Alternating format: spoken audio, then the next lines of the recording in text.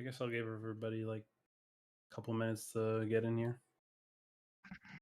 Yeah, I think you guys might have like the new course. I think like Python for like AI potentially. Oh, damn, that would be cool. I think I think me and Jax basically we got malware analysis. I don't think we have the Python for AI option. Oh damn. These Python courses are kind of just shitty though. You know, you've been programming Python for like 6 years. Please. No. But it's not because like it's easy. It's mostly just because they're trying to teach you how to do like things that you would do in Java in Python instead, and it's like you just have to memorize modules and like fucking import them, and that's Right. it. Like it's so fucking tedious and boring rather than teaching you like I don't know some fucking algorithms or teaching you what Python's good at. It's trying to make Python good at all the shit that Python's bad at. Yeah. And I felt like the Java courses were a bit like that at some point. Like we had to do multi-threading with Java. Yeah. Yeah. Like why are they trying to teach us how to code anything that you would code in like fucking C or a low level language with fucking Python and Java? Wait till you get to the Scratch class, man. You pressed. I've never heard somebody pressed so hard about this before. Yeah, and then I also think you guys have like exploit development too, a course on that coming up. Yeah, I think I saw that.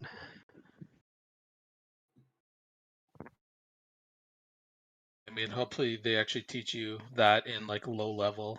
I mean, Python you could also create like exploits too. Yeah, I mean at this point I just hope they teach us C because like I can't just keep doing Python. You mean you're gonna become a Python master? It's so fucking boring, man. Especially for our type of work. Like Python's not great. I mean, like Python is like used like a lot in cybersecurity for automation, so that's probably why that they're teaching it. Python is probably the most important language to know for security.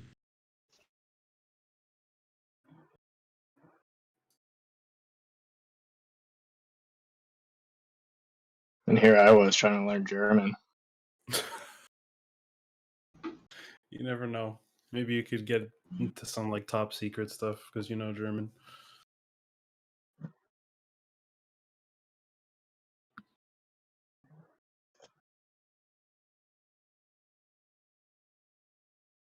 All right, do we want to get started soon? Yeah, I can start at 7:05. Just Okay, I'll maybe shoot an announcement. okay.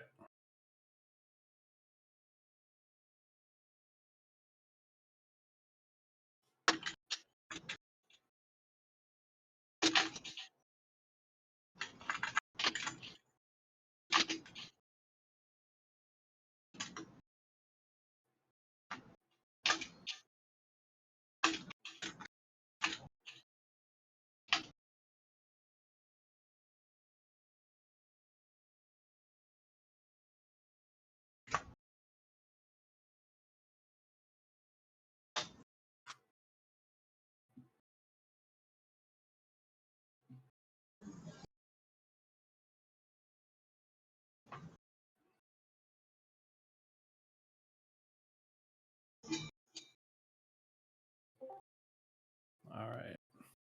Let me just pull up my stream here. All right, perfect.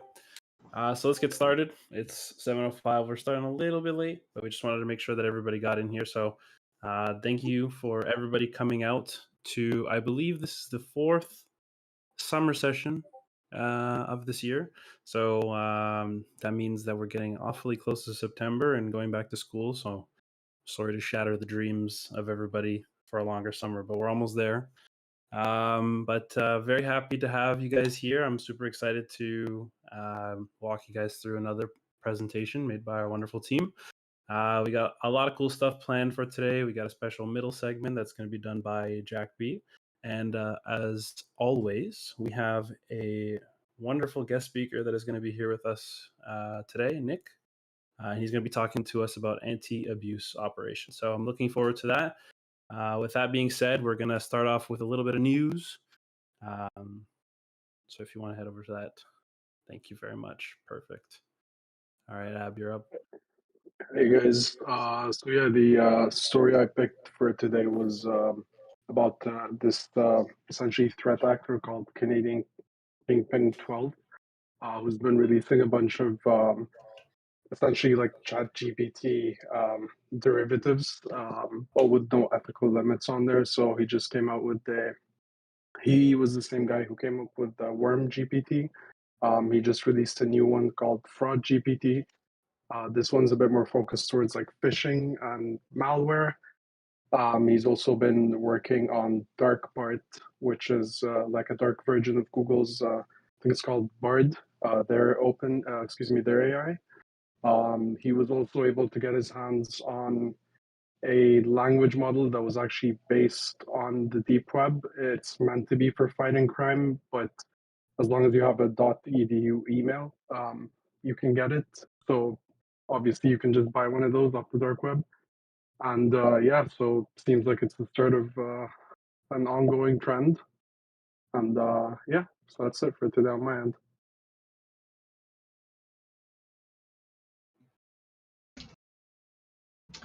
All right, guys. How's everyone doing? Everyone's good. So today I'm going to be talking about an article that I read on the Centennial One blog. It's about a cybercrime campaign that targets bank customers worldwide, especially in Spain and Chile. The article was written by Paul Thill. He's a cyber threat intelligence analyst at Quo Intelligence. So the article shows how NeoNet, who's the main person behind this, and his partners have used SMS phishing, Android Trojans, and phone calls to trick victims into giving up their bank credentials and personal information. They've also bypassed multi-factor authentication and accessed victims' bank accounts. The article states that they've stolen over 350,000 euros, which is around 500,000 Canadian, and compromised the data of thousands of victims. The article also reveals how NeoNet has built and rented out a large infrastructure, including phishing panels, smishing software, and Android Trojans to other criminals. And I think it's called Ancorex. So he's also sold victim data to third parties and launched a smishing as a service offering that targets various countries. The article also traces back NeoNet's online presence and activities to several sources, such as his GitHub profile, a Telegram account, and IT forum. The article also provides evidence that NeoNet lives in somewhere in Mexico and mainly operates in Spanish-speaking countries. I found this article very interesting and useful as it teaches us how cyber criminals can attack us and how we can defend ourselves. I suggest you read the full article on the Centennial One blog, and the link is down there below. And thank you for listening.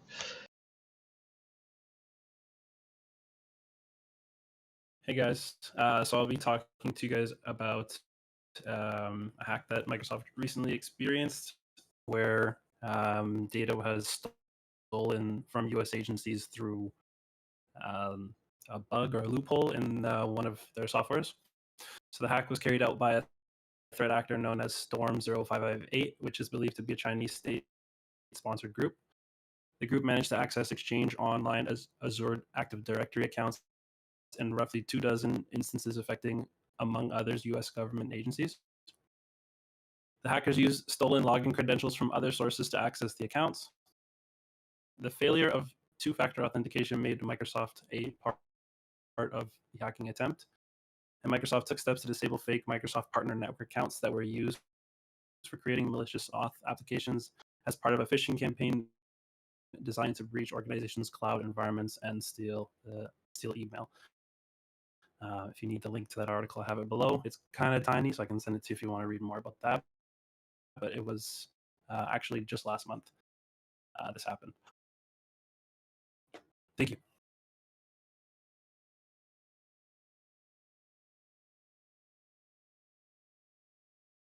I'm going to be doing a presentation on Rylide malware, which is extension-based malware for Chromium-based browsers. It was discovered last year in April, but they've recently updated it to be able to be used with the Chrome extension manifest v3.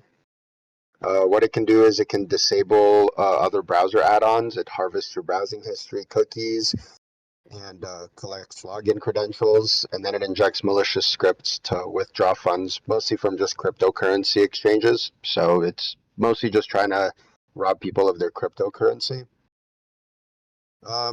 It's got cool features such as modular design, code obfuscation, and the ability to exfiltrate stolen data to a Telegram channel. It's been on sale since April 2023 for about $5,000, but since then the source code has been leaked, which probably means there are other people using it to create other things that are basically just offshoots of it that can do similar things. It impersonates Palo Alto networks, and it deceives users into basically just giving up their cryptocurrency. That's my news. Basically just that this malware was updated for the Google Chrome extension manifest. Awesome. Thank you very much. So I hope you guys enjoyed the little news segment. Some pretty cool articles today. If you guys do need the links for any of the articles that we talked about today, or any of the stories, just message any one of us on the exec team, and we'll send you those links over so you can have a read. All right, so almost right on time. We have our middle segment for today, which is going to be by Jack B, and he's going to be talking to us about Shodan. So Jack, if you're ready to go, you can start your stream and take it away. All right, thank you. I'll just give Lucas a sec to switch over. All right. Yes, so I'm presenting Shodan today. So what is Shodan? If you've had Fadi as a prof, you probably already know the answer to that question. Fadi's probably shown my class Shodan like 5 times. If you have not had Fadi as a prof, I recommend asking him about Shodan because you might just be his favorite student. Fadi, he loves Shodan, and I mean, fair enough. Shodan, it's a very cool tool, very powerful. I use it in my work routine. And as you see here, it's a search engine for the internet of everything. What does that mean? So Google, another search engine, you guys might be familiar. We're all tech people here. It's a search engine for websites. Shodan is a search engine for internet-connected devices. The way it works is Shodan, they got these crawlers basically going door to door around the internet. They're going IP address, port to port, seeing who's home and whatnot. And when they find somebody, they do some banner grabbing. So let's just pull up a banner. A banner, it's just a bunch of information on the service being run here. So this is what it looks like, for example. You get some data, the IP, port, who runs it, as well as the country that it's in. This varies. Sometimes you'll get more information, sometimes you'll get less information. But if the crawlers find some information, it gets cataloged in the database. And when you're making your Shodan queries, you are searching that database. Like if I search in MySQL, Shodan's not saying, oh, golly, time to go search the internet real quick. It's constantly searching, and I'm just looking at the results. Let me log in real quick, actually.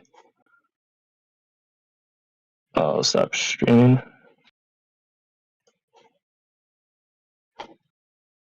Okay, sorry about that.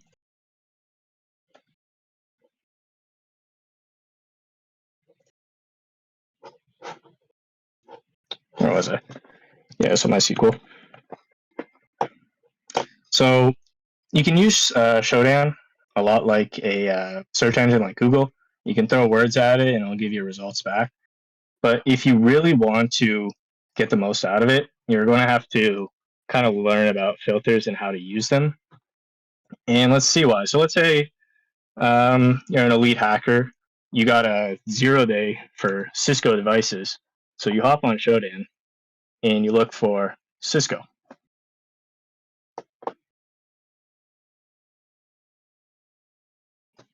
All right, 6.7 results. But specifically, you want to target Cisco devices over in Burlington.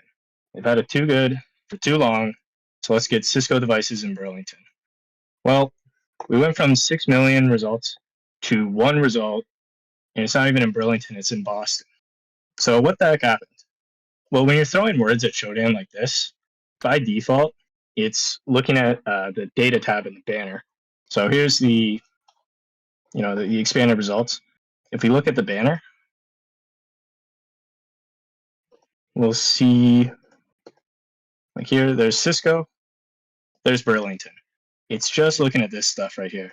If you want to get the most out of your queries, we're going to need to use the filters. So if I go here, let's pop this open. There's a lot of filters here. I'm going to share a link to GitHub page, which has some descriptions for some of the filters, although some of them are a bit self-explanatory. OS, IP, city. So we'll use city, and let's remake our query. So I still want Cisco, but instead of just typing Burlington, I'm going to use the city filter, and Burlington is going to be our value, our facet. So now as a result, we get 335 results. And if you look on the side here, we get a summary of the ports, organizations, etc., including where they're coming from.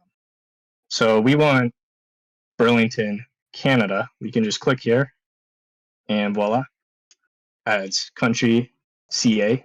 So now our filter is looking for Cisco in the city of Burlington, specifically the one that is in Canada. So that's kind of the bread and butter of Shodan. You want to combine these filters. So let's go back to MySQL.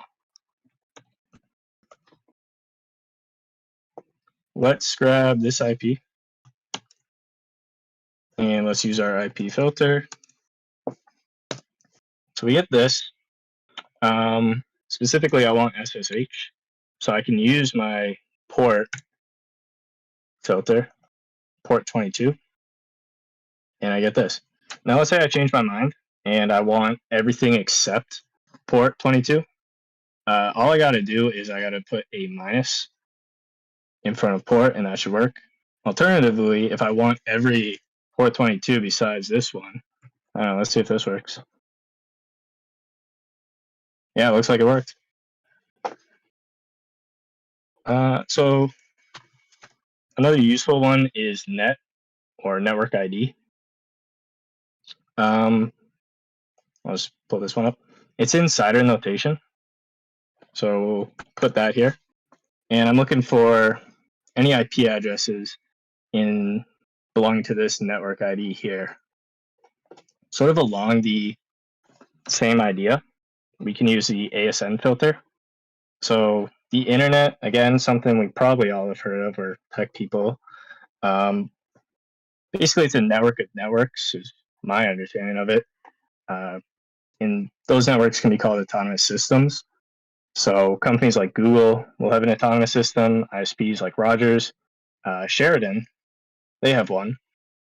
So if you use like a hacker tool like Ping, you can get Sheridan's IP address, or one of them. You can even see the ASN here is AS5664. If you don't believe me, fair enough. There's this other cool site which has, as far as I can tell, all the ASNs. If we go to Canada, we can double check this ASN.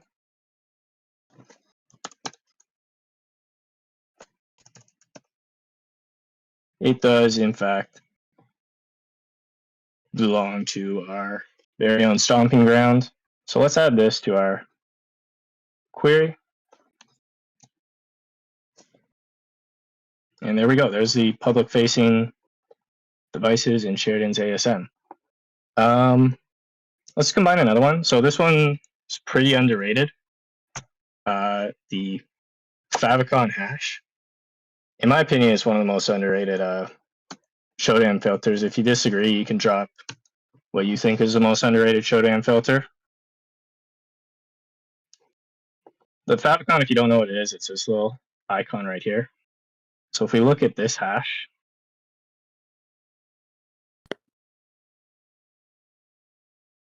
any second.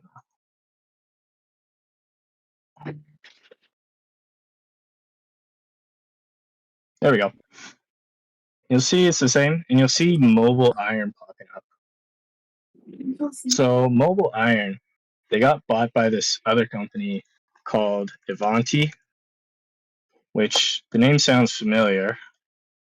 If we look at the news, that's why. So Ivanti got hit pretty recently with couple 0 days actually. So we're looking at those portals, and then we can narrow it down even further. Let's say country, US, and if we do hostname wildcard.gov,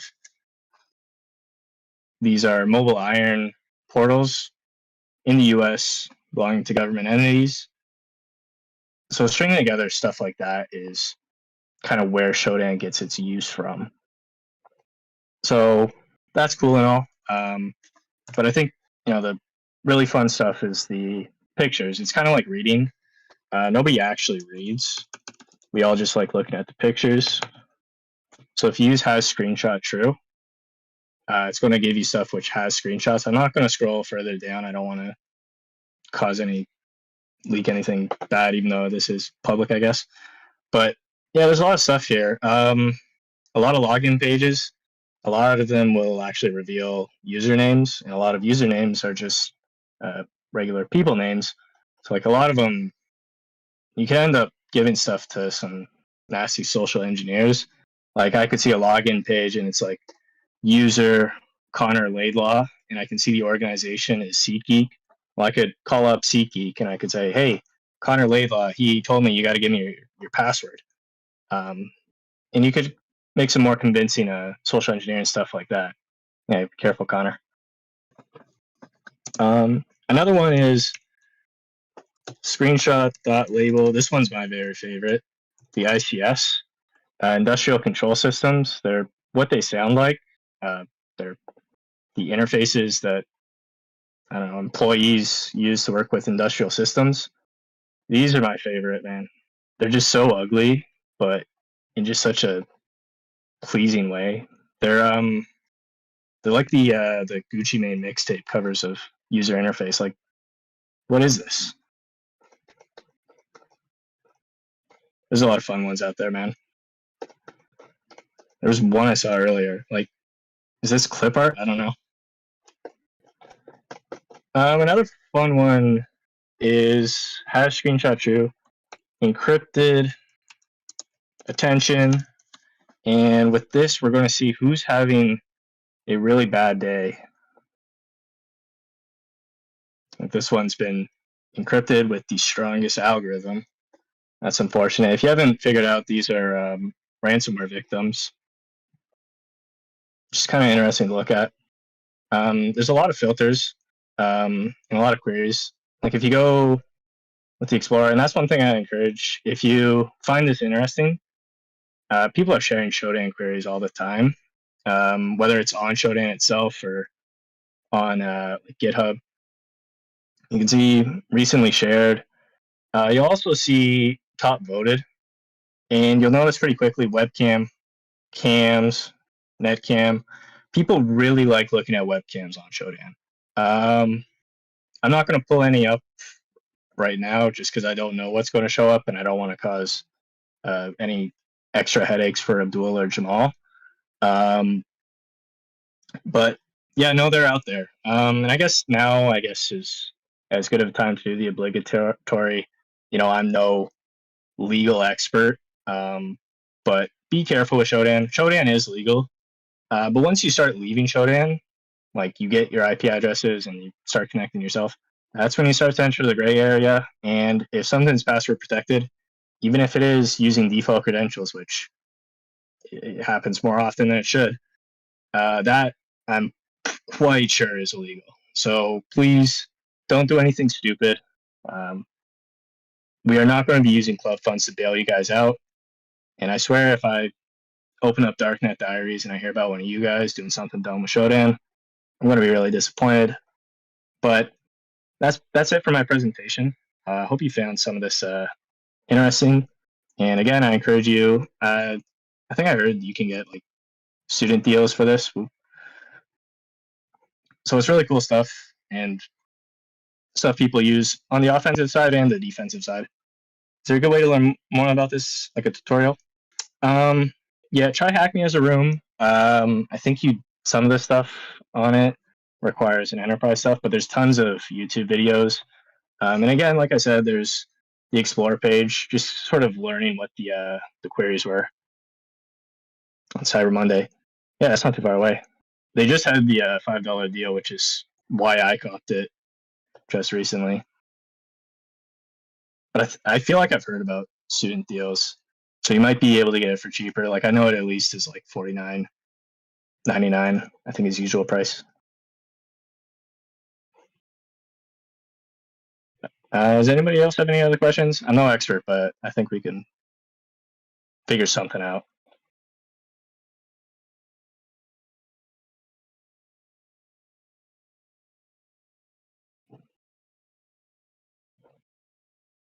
All right.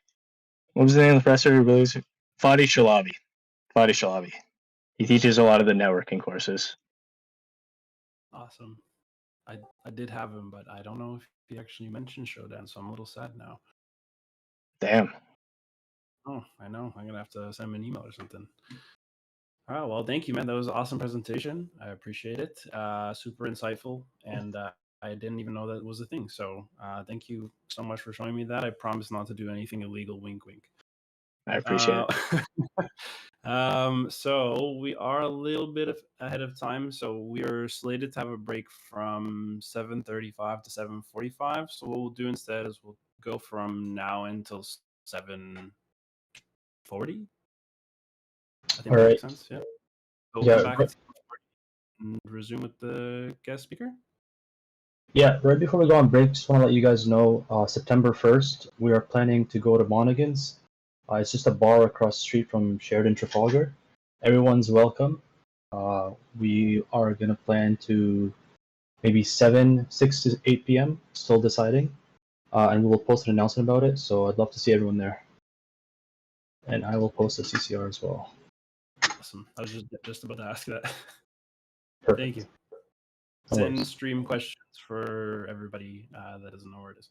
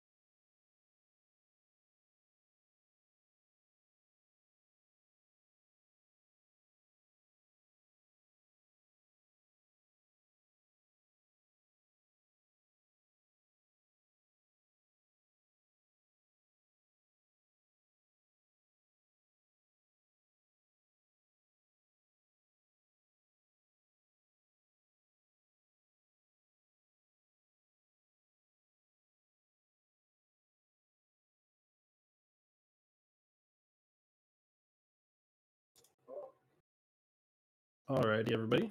I hope everybody had a good break. But it is 7:40, and we're gonna get the show back on the road.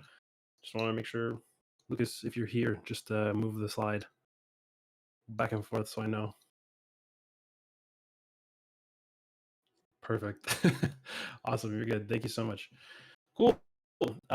So without further ado, I'd like to introduce everybody to our guest speaker. Last time I realized I kind of did the full introduction for our last guest speaker for them. So I will only do a short one today. And Nick, I will let you introduce yourself to everybody.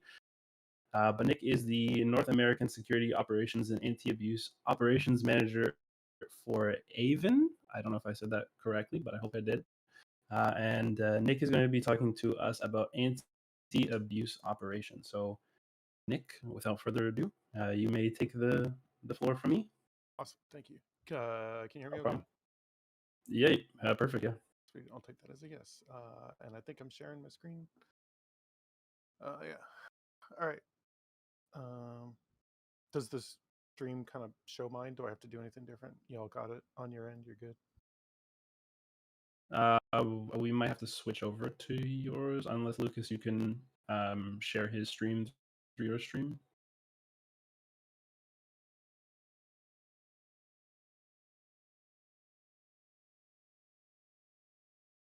All good. I mean, if people are Okay, watching. I think we can. Yeah, we can just all switch over to yours. Yeah, sure. Okay. Hey, everyone. Thanks for showing up. Thanks for having me back. IS Club, you're awesome.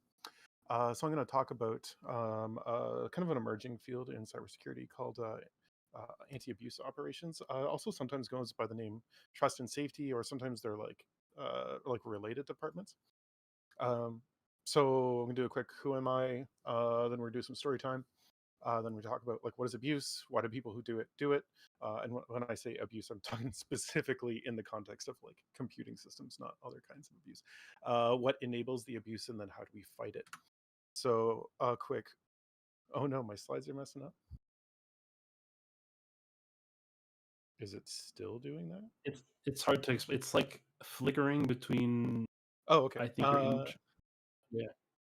Yeah. Let me just maybe I'll present on a different monitor. The monitor it's showing on is like sketch. One sec. All good. Stop presenting.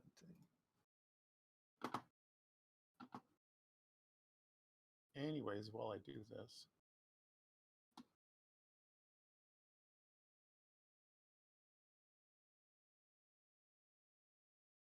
Sorry, I just couldn't move my windows around. No worries, take your time.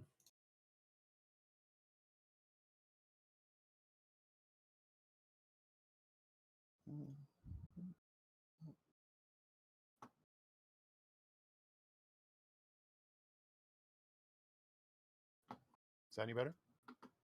Yeah, so far so good. All right, sweet. And yeah, just yell again if it's flickering, because I had to put it over top of my chat window, so I can't see the chat right now. Anyways, hi, yeah, who am I? I'm Nick. I work for Ivan. Basically Ivan is a open source data platform for kind of everyone, based out of Finland, but I work obviously in North America. I'm the manager for security operations and anti-abuse operations for the Americas. Prior to that, and the reason most people here would probably know me, I was the program coordinator for and a professor in Shodan's cybersecurity degree. And before that, I used to do digital forensics for groups like Duff and Phelps and KPMG and stuff like that. So I'm going to start off with a little bit of a story. Don't stop me if you've heard this one, because then my next few slides would be kind of boring and dumb. So let's just say you decide, hey, I think there's money to be made in like Twitch streaming. Maybe you think you're funny or you're really bad at video games or something. So you go and you make an account on Twitch and you start streaming, but then you realize, wow, it's really hard to get viewers and subs and all that kind of stuff. So then you start to think, well, I mean, I've heard about this thing called viewbotting. Maybe, people actually do artificially inflate their numbers to get a little bit of notoriety, or you've heard of similar things happening with like Twitter followers or TikTok followers, where you've heard accusations of people buying followers and such. So you go and you start doing some searching and you find a service that advertises something. Hey Nick, sorry to interrupt. We're just having some issues sharing to YouTube. I just gotta set up OBS on my screen, and then we'll be able to start streaming again. So we'll just need like a couple minutes. Yeah. Do you want me to just like hang on here? Yeah. We can see in Discord. It's just to get to YouTube, we just gotta do a couple things, and then we'll be back on track. Sure. Thank you so much.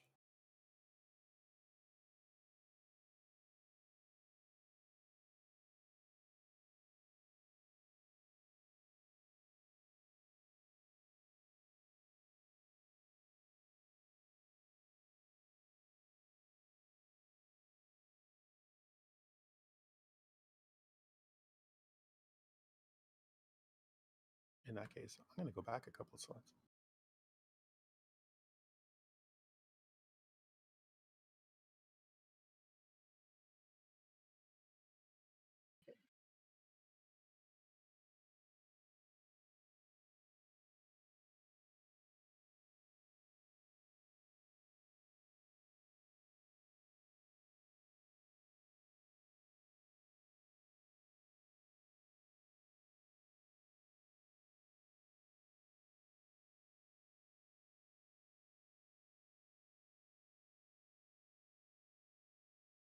Testing. Hello.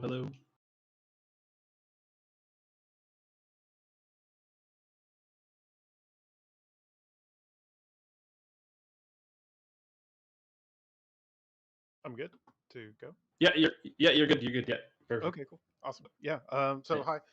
I'm just gonna restart because I was only like 2 slides in, so whatever. So this is going to be an introduction to an emerging field of cybersecurity called anti-abuse operations. Sorry.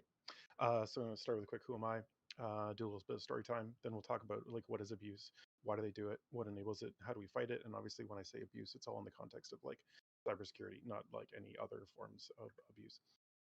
So first off, who am I? Hi, I'm Nick. I am the Security Operations and Anti-Abuse Manager for the Americas at Ivan.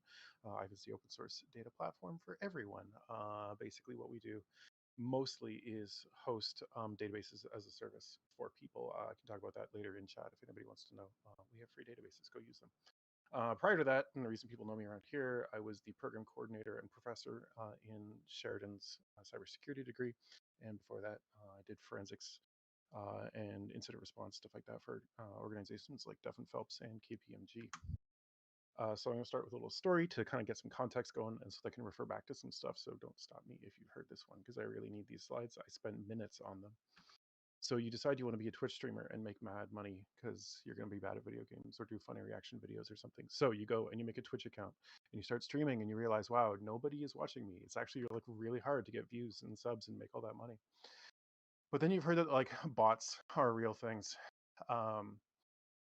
And you know, maybe you can buy them. You've heard about like accusations of people doing this to get really popular, and you start searching the internet and you find a service that's going to like give you, you know, 750 live viewers and possibly even some like artificial chat activity for like $40.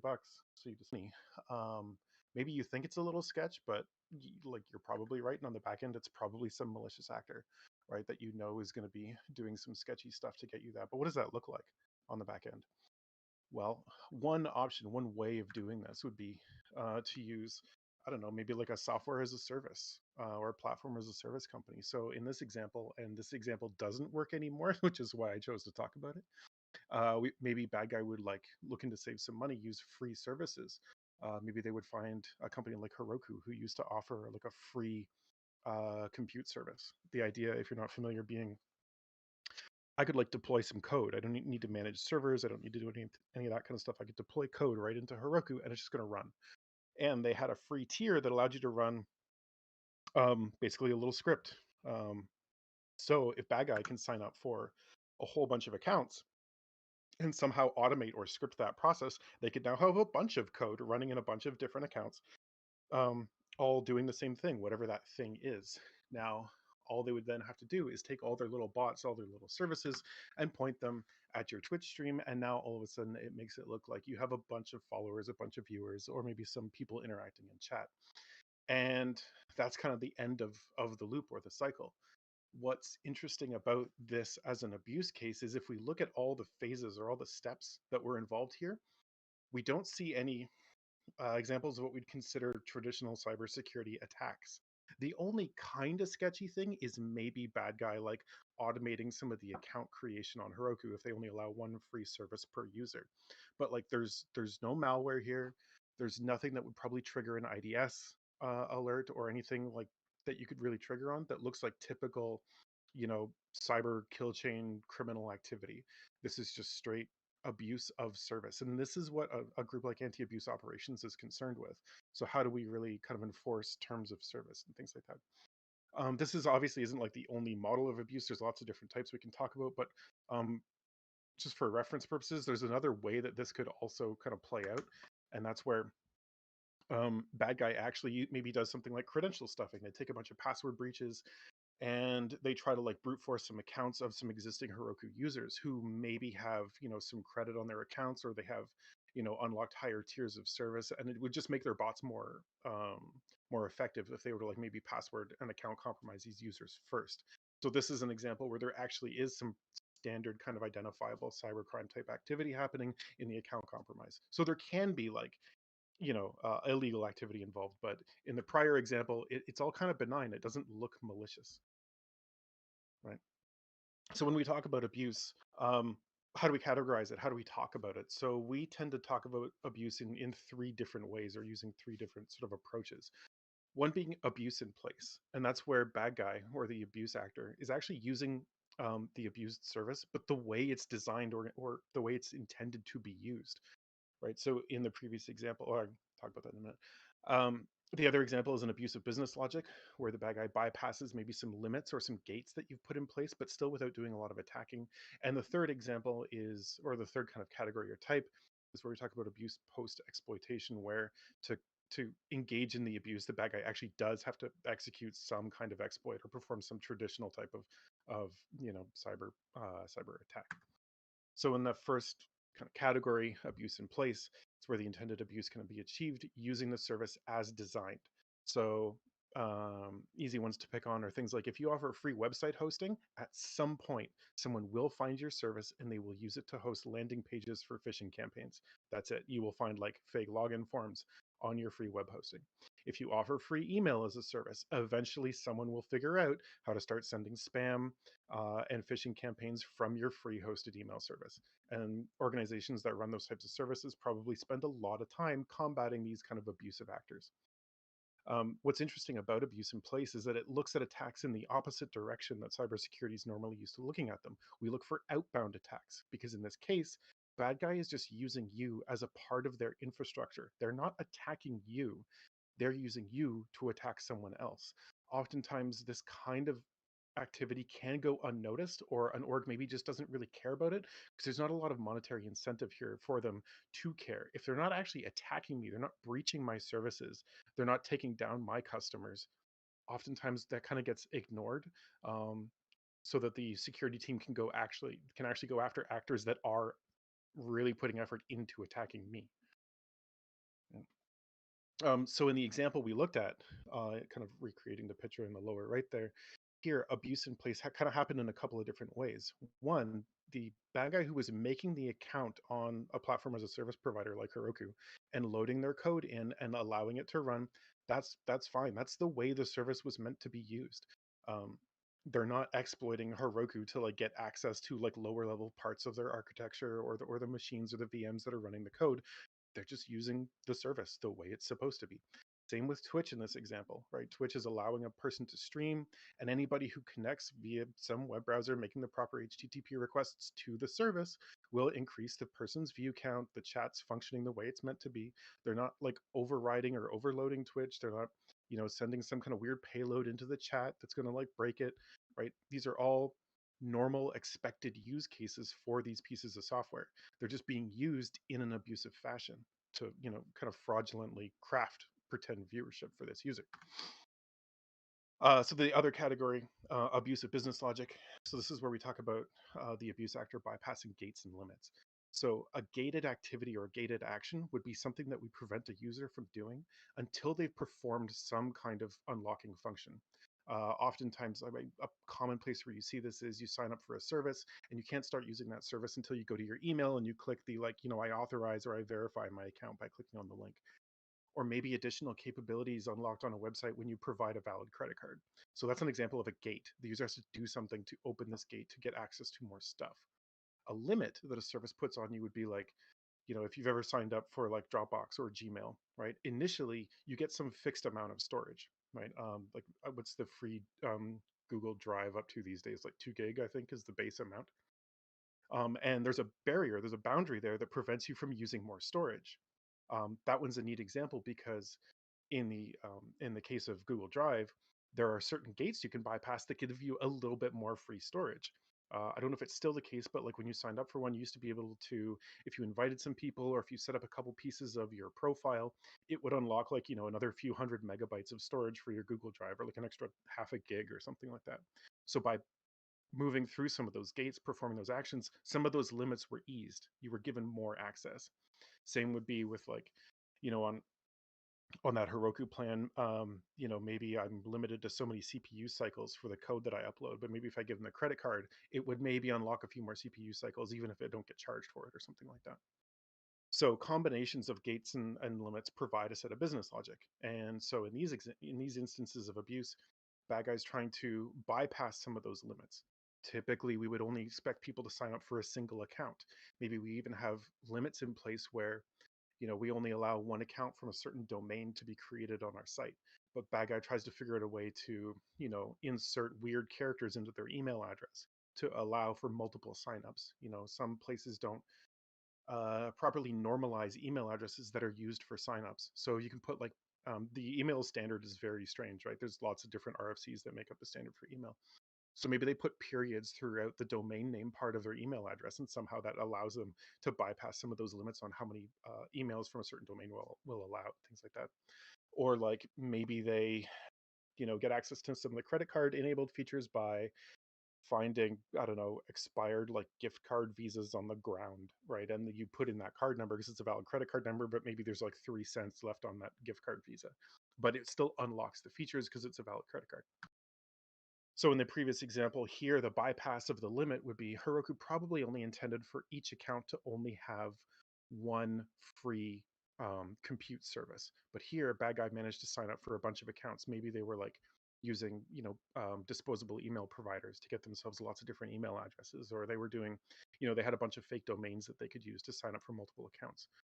I dumped in here, highlighted in red, actually a line out of Heroku's terms of service that actually say that using their service for web scraping, web crawling, web monitoring was kind of against the terms of service, especially if you weren't following the like robots.txt requirements of other websites. So one of the things that anti-abuse likes to do is, enforce terms of service. So I just kind of thought that was worth noting.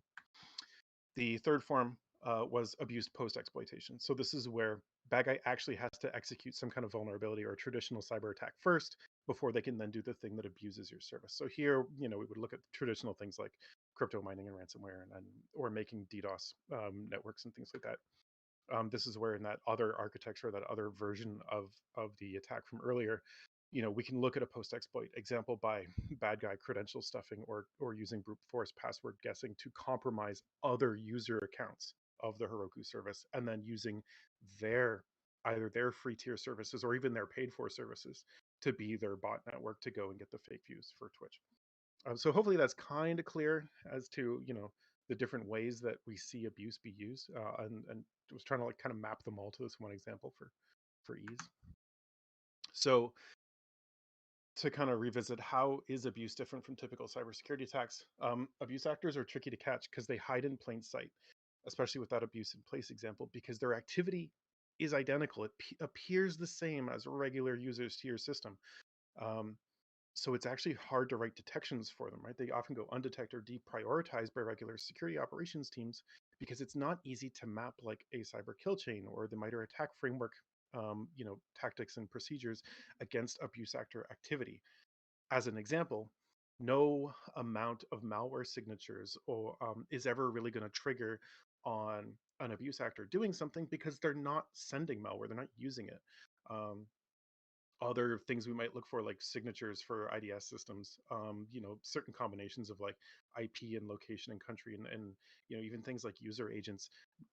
We might not end up triggering on some of this because, again, they're just acting like any old user would. They might not even trigger like more advanced user baseline activity types of detections, because maybe what they're doing even more or less falls into typical baseline behavior. So it's actually really hard to find, or it's the kind of stuff that comes in as an alert to security, but it's like really low priority because it doesn't appear as an active attack against the organization. They're using you to attack someone else, it might go undetected. So where we can start to understand and hunt for this stuff a little bit is to determine, like, why are the bad guys doing this? What is their intent with using our service? That intent, combined with knowledge of kind of how they use our services, can then start to build some detections for us. So intent is important. So what is it that the abuse actors are trying to do? I mean, straight up, they're just trying to monetize us, right? They're trying to figure out how to make money. And the easiest step is usually, if you offer free compute, someone will use you to crypto mine, right? Anyone that opens up any kind of a compute platform is basically putting up a big flag saying, hey, try to run crypto miners on my platform. If I'm like letting you upload code to me, someone will upload a crypto miner. Other things, bad guys will try to maybe weaponize you. This is where they use you for DDoS, like a DDoS platform. Again, if you're running compute or VM nodes, they can use you to start attacking other people. If, like Ivan, you run databases and you have free databases, well, maybe someone would want to use us to be the backend database for like a phishing campaign or credential harvesting or something like that. Again, it's just records sitting in a database. So from our perspective, it might just look like a normal database. Like, we don't look at customer data, so we would never know. Maybe you want to use these kind of abuse activities for misinformation or disinformation campaigns. This is where we see things like around election time. Seems to be a lot of bots on Twitter pushing different political ideologies one way or another. And again, that's abuse of those platforms if it's indeed large armies of bots, engaging in a particular agenda that way. Victimization. So again, using someone else's infrastructure to do extortion or doxing or cyberbullying. Like maybe someone's using a free G Drive account to host the materials that they've stolen with someone for extortion purposes, so it doesn't link back to like their own machine. Disruption. This would just be like causing chaos. Again, using legions of bot software to like flood message boards and do vandalism, that kind of stuff. And then the last category, which I think is one of the more interesting, is again using abuse services to modify someone's reputation. So to manipulate things like karma and likes and votes or like stars on GitHub, or to add or remove followers from social media accounts. So kind of an indirect benefit to the person by upping like their follower count, which then in turn might get them more money down the line or something like that. So these are the end goals of the abusive person. So when we understand these, and then we know what behaviors to look for, we can combine these two things to start to build detections or to understand where in our platform could someone try to abuse our services. So these are the things to look for then in your own platform. These are the areas where we've sort of enabled abuse, or these are the areas where someone will look to abuse your services. This is kind of like the checklist that you go through and say, do we offer these things? Can someone do this? Okay, this is where we're going to look for our abuse. Number one is free services, right? Bad guys want to reduce their the cost of doing their work just like anybody else. So if you offer it for free, someone will figure out a way to abuse it. So this is why you need things like anti-abuse ops. You have to figure out how can someone use this free service that we've got.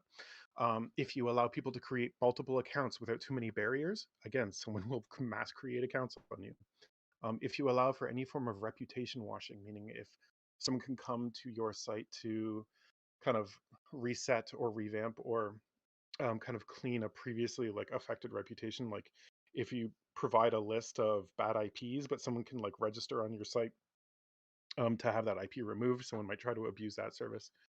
If you allow for the running of untrusted code, meaning if you run a platform as a service, or you offer some other kind of code execution environment for people, people will run crypto miners. Unmonitored traffic, and this isn't just like network traffic, this also applies to content as well. But if you basically don't regulate or monitor the stuff that goes into and out of your system, so I mean, like network traffic's an easy one, but for content, we might imagine if I was, a social media provider and I'm not looking at I don't have some kind of safety team looking at the content that's being posted. Again, that can be used for abuse scenarios. unclear, uncodifiable, or unenforceable terms of service or acceptable use policies. Again, if you don't have one, then you haven't clearly stated that what someone's doing is against your terms of service, so you can't kick them off really. So people will look for gaps in those to try to get away with whatever it is they're doing. Any other kind of gate that you have that enables or disables functionality, you want to look into that. And any legal or weird cloud jurisdiction borders. This can come up if I'm offering virtual machines across a bunch of different regions or countries around the world that people can then log into and then like pivot through there to avoid any kind of geo restriction and things like that. So these are all the places where abuse cases can show up. So now we know kind of what abuse looks like. We know what the abusers are trying to accomplish. We know the places in our infrastructure where it shows up. So how do we fight it? Step one is doing good threat models on your platform. This is where we evaluate our technologies, especially the ones on the previous slide, and you say, okay, how can these be attacked? Right? How can someone misuse this? And that you go through the whole threat modeling exercise to try to figure that out. And then that will allow you to maybe design some detections and controls. So after you've done your threat modeling, you start to identify tools like what do we need to observe this thing? So if you allow for multiple account sign up, what do you need to observe account signups? Maybe there's a certain type of auditing or logging you need to turn on, and then you need somewhere to look at those account creation logs. You need to start tracking all kinds of metrics around those, like where do accounts get created? When do most of our accounts end up getting created? How quickly after someone creates an account do they spin up a service? All of these types of metrics around account creation you can then use later on to kind of design your alerting and design your your threat hunting around abuse actors. You need to define abuse as it relates to your technologies. So again, kind of relating from the threat model, but what part of the abuse actor's infrastructure are you? So for example, if I'm offering a database as a service, I know which part of the abuse actor's infrastructure my database makes up, right? It's the backing piece maybe to a phishing campaign. So I know that maybe there's probably going to be some web service somewhere that connects to my database. So maybe now I know what the other parts in the abuse actor's malicious infrastructure are, and I can start to go hunt those down. Which then leads into the next point. If you can identify the other parts of the abuse actor infrastructure, you should do what you can to like collect that information and to notify those other companies, right? So for example, if my free database service is being used to host stolen credentials, maybe I want to find the web server that's then posting those stolen credentials into my service because maybe that's also an abused service. That web server is also maybe one that they took over. So then we would want to report that to them after doing a little bit of investigation. In this way, by doing this kind of stuff, anti-abuse groups can actually help to make other organizations safe along with themselves. It's kind of like giving back into the betterment of the internet as a whole. In the kind of the short time that I've been involved in this work, I've actually been really impressed at how anti-abuse groups really do, because they kind of have to work together to actually start taking down some of the junk we see across the internet, like in a kind of unflattering way. Anti-abuse is kind of like janitors of the internet, like cleaning up a lot of this bad guy infrastructure that sits around. And lastly, and what I think is really interesting is getting the language right for any kind of executive summary around reporting anti-abuse. In some ways, it's easier to sell than regular cybersecurity. Because with regular security, it's often hard to say, well, we stopped this many attacks, and if that attack was successful, it might have resulted in like maybe ransomware for this much money, or we would have lost like this many records out of our database, and maybe that would have been a lawsuit of X amount. But it's sometimes hard to put like a hard dollar figure on how much a cyber attack costs. Whereas with abuse, it ends up being a little bit easier. I can give you an example here. So if I'm a company offering a free service, so like I offer maybe free web hosting, right? And I know my marketing team knows that offering free web hosting costs us as a company maybe like $2 a month per account. And that's why we're able to offer it because, it comes out of marketing's budget and it's all accounted for. So that way we know if we manage to find like 100 abused free tier accounts, I don't know, maybe if it actually costs us $10. Well, if we find 100 abused accounts that all cost us $10, we've saved the company $1,000 that month. It's just easier to do this math. It's usually like these are known variables, they're known quantities, so it's easier to make the justifications and the arguments for running an anti-abuse team because it's easy to show how much money they saved a company, which is pretty cool. So what is an anti-abuse team? Like who are they? What do they do? basically, to sum it up, you kind of enforce the acceptable use policy of the platform. These are the people that should be shutting down the bots and things like that. Primarily focused on malicious activity that use the service as defined. So how is someone misusing their service? Mostly we're interested in outbound attacks, not inbound attacks, because inbound attacks, that's the realm of regular security operations. Track abusable and abused features and functions, and they monitor and manage the rules to detect abusers, much the way that a regular security operations team would monitor and manage rules for like regular attacks. The abuse team does tend to have some cool overlap with some of the other orgs or some of the other departments in an organization. So again, abuse often sees things like credit card fraud, so maybe you got to talk to the accounting and salespeople. I mean, there's pretty direct communications and work with like threat intelligence and incident response groups, because there are some overlaps in terms of attacks and things like that. It's important that abuse knows how to talk to the business operations team or developers when we're talking about the gates and limits and how a platform can be misused. And obviously, we talk to the regular security ops teams when there's any kind of abuse or exploit happening. So it's kind of cool getting to talk to a bunch of different teams at a company this way. And this kind of alludes to like a thing I said earlier, like, why do we do this? If it's not really costing companies like our own company too much money, if it's kind of easily swept under the rug, why do we care? And one of the people I work with, a really awesome figure in Canadian cybersecurity who deserves all kinds of praise and credit, this guy, Alan Stojanovic. He said, the dream is to help keep the internet clean so that we can continue to provide good services to good people and to minimize the negative effects of the abuse and misuse of any internet service. We look to expose badness and to stop it wherever we can, to educate and explain what we see and where we see it, and help take it down wherever possible. This is a worthwhile goal, and I like it. I mean, it's one of the few mantras that I've heard that actually tries to say, we're trying to do something better for the internet as a whole, not just protecting our company, but going out and helping other organizations clean up the internet as well. I mean, the more the internet is abused by things like networks of bots doing all kinds of, I don't know, abusive kind of activity, the less we trust it as a whole, right? We know that if someone makes it really easy to like bot a platform, to adjust user value, like user follower numbers and or upvotes and downvotes, you start to trust those things less. I don't know about anybody else, but like when I read reviews for products on websites, if it's really obvious that there's a lot of fake reviews there, I stop kind of trusting those reviews altogether. So keeping the internet clean and free of abusive bottish kind of traffic makes the internet more trustworthy as a whole. So I think it's a worthy goal, like Alan says. Anyways, that's kind of it. That's mostly what I wanted to talk to you about. That's that's anti-abuse. So yeah, if you have any questions, please let me know. And I think my slides are flickering again. Maybe it's the GIF. I don't know. Maybe if I like delete the GIF, will it stop doing that?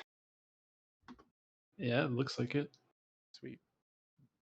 Maybe. Yeah, anyway, yeah, that's it. So yeah, if you have any questions about that, throw them in the chat, or you can just ask. You guys do questions. Yeah, we have a stream questions tab. If anybody wants to ask their questions in there, please feel free to go ahead, or you can turn your mic on. You can ask a question here too. Looks like there's some people typing, so you might have a few questions on your way. Yeah, for sure. I'll just hang out. Do that. Just to ask, are you able to see the stream questions, or do you just want us to read them off for you if someone's typing it? No, I got the window up now. I can see it. Fantastic. Perfect. Thanks. Yep.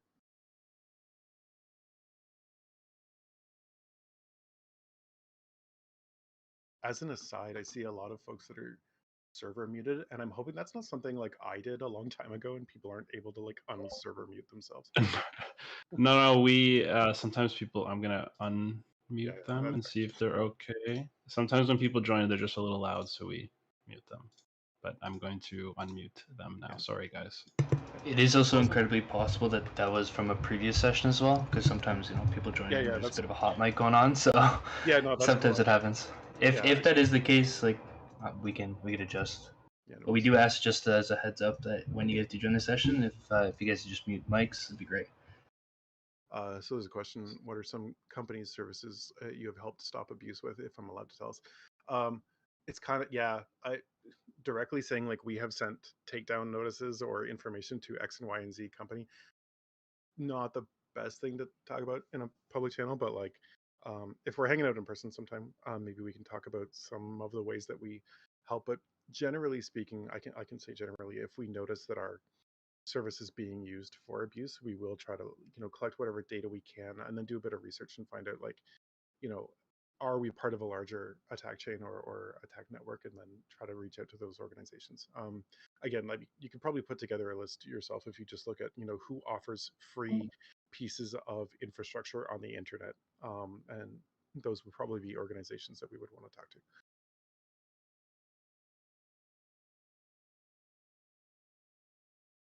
Hi, I have a question.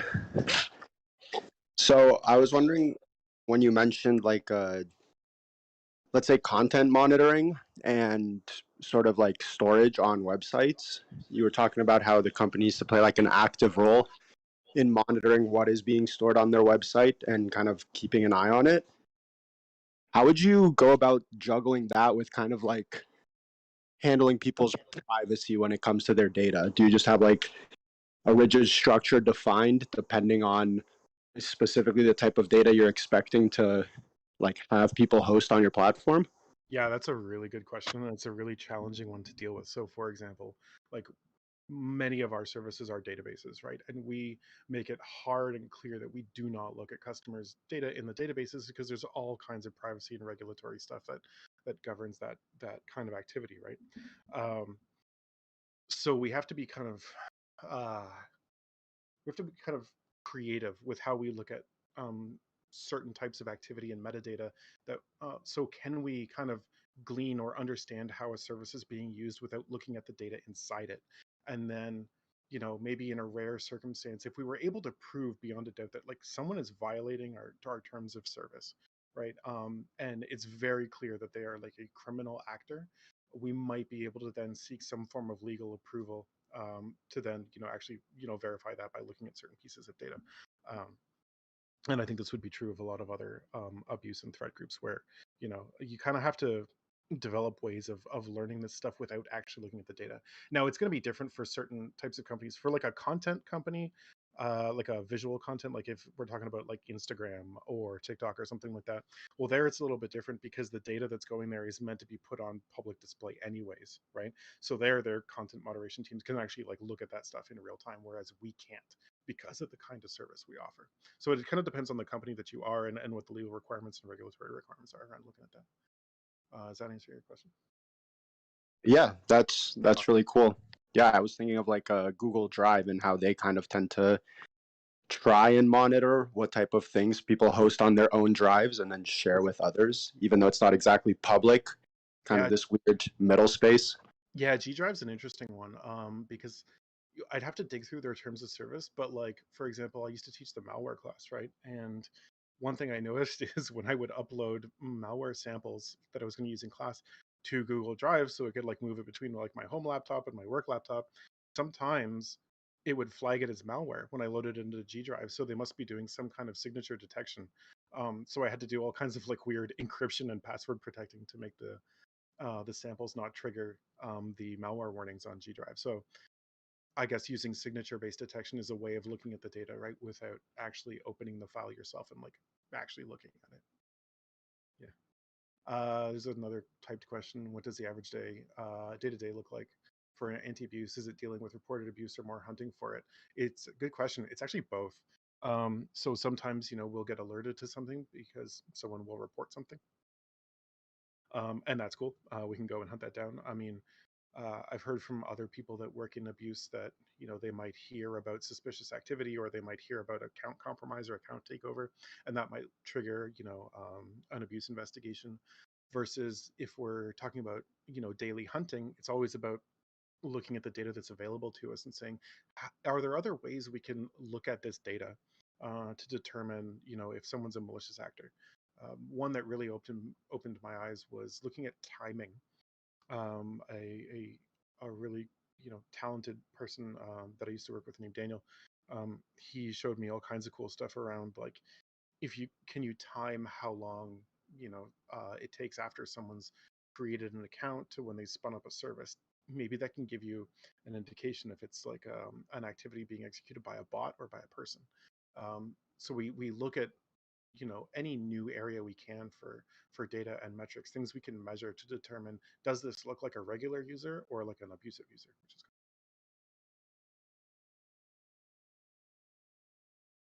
yeah. And the comment in chat there about seeing movies shared on G drives, that yeah, it's not that one's tricky because like if you're sharing a piece of media, it's kind of trivial sometimes to like in a large media file, if you open it up to a random place, right, and you change one bit from a 0 to a 1, well then you've undone all the signature validation for that piece of media, right, because it's going to have a different hash value. So I have a follow-up question to when you were talking about how G Drive uses like some sort of signature reading and how that kind of I'm guessing that was my assumption. oh But yeah. Yeah. But it kind of like maintains privacy because there isn't an actual person looking at it. It's just an automated tool that's searching through it. Mm-hmm. How do you think in the coming years, if you manage to get, let's say, AI to scan people's files, where do you think that's going to fall into kind of like the gray area of it all? Because it's not a person looking at it, but it's a lot more in depth than just like a signature scan. Yeah, there are tools that do similar work. So for a long time, there's been scripts that will examine images for exploitation imagery because they will look for, what percentage of this graphic is some kind of flesh tone, and it can at least then flag that image for like a secondary form of viewing and scanning, right? So it's really just one step further than that to have some trained up model look at and recognize imagery or files. So in many ways we already have like algorithmic detection um, of materials that way. So I mean, yeah, in some ways like using a full overtrained model might actually end up slowing down the process if we have simpler methods for detection. But yeah, I'm sure it's in the works in many places, if not being already done.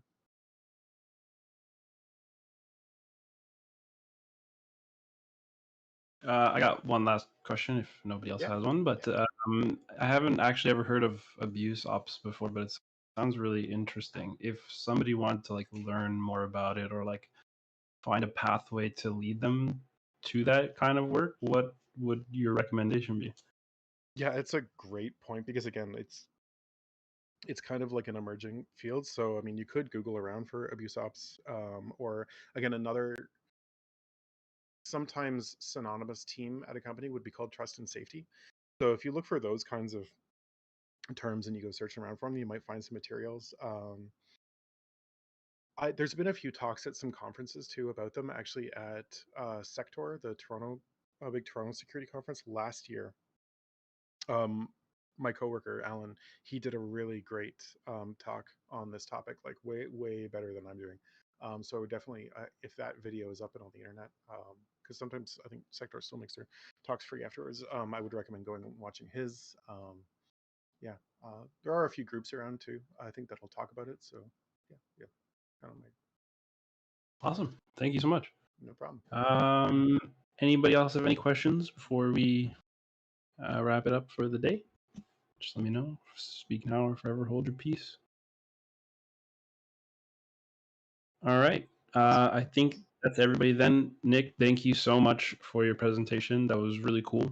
It's always awesome to learn about something, that I didn't even know was a thing, and now I'm super interested in it. So that's awesome, and it's really cool that you get to do that work every single day. That's just making the internet a better place. I can imagine. It sounds a lot of fun. Yeah, pretty cool. Anyways, thank you very much. On behalf of the entire ISSessions team, thank you so much for coming on, giving us a presentation. It was a pleasure to have you here, and thank you to everybody that joined. Thank you for your attention. It's always nice to have a big group listening to all the cool stuff we got to share. So we'll post the information for the next. Oh wait, next session. We're almost at September, so the next session, will it be in person? I don't know. I have to speak with my team. Anyway, thank you guys so much, and have a wonderful day, everybody.